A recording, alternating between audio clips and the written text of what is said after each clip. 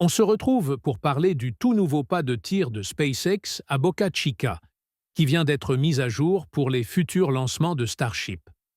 Ce nouveau pas de tir, c'est une vraie révolution par rapport à la première version.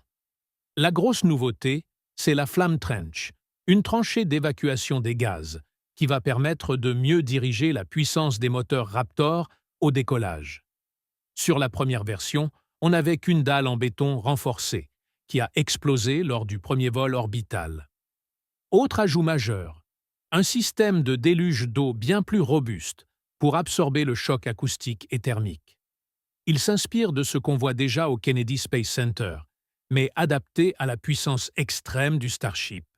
Tout ça, c'est pour que SpaceX puisse lancer plus de fusées plus souvent, tout en limitant les dégâts au sol. On est clairement en train de passer à la vitesse supérieure.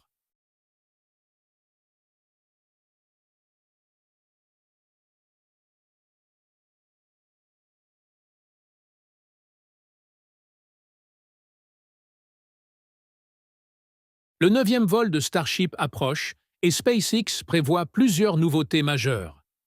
Pour la première fois, le booster Super Heavy B-14 sera réutilisé, marquant une étape cruciale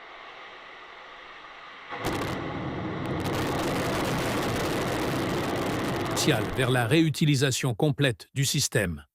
Le vaisseau Starship S-35, quant à lui, est un modèle Block 2, avec des améliorations notables, flaps redessinés pour mieux gérer la chaleur, avionique mise à jour et propulsion optimisée.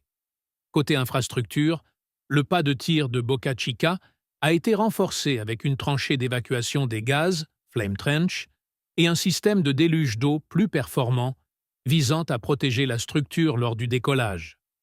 L'objectif principal de ce vol est de tester la rentrée atmosphérique du Starship et d'effectuer un amérissage contrôlé dans le golfe du Mexique.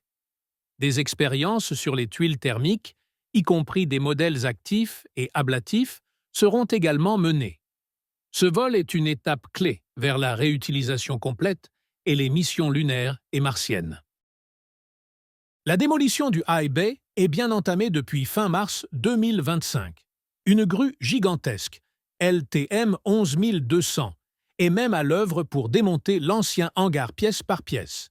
Ce bâtiment, construit en 2020, est devenu obsolète après la mise en service des Megabay et du Star Factory, de nouveaux halls géants de production.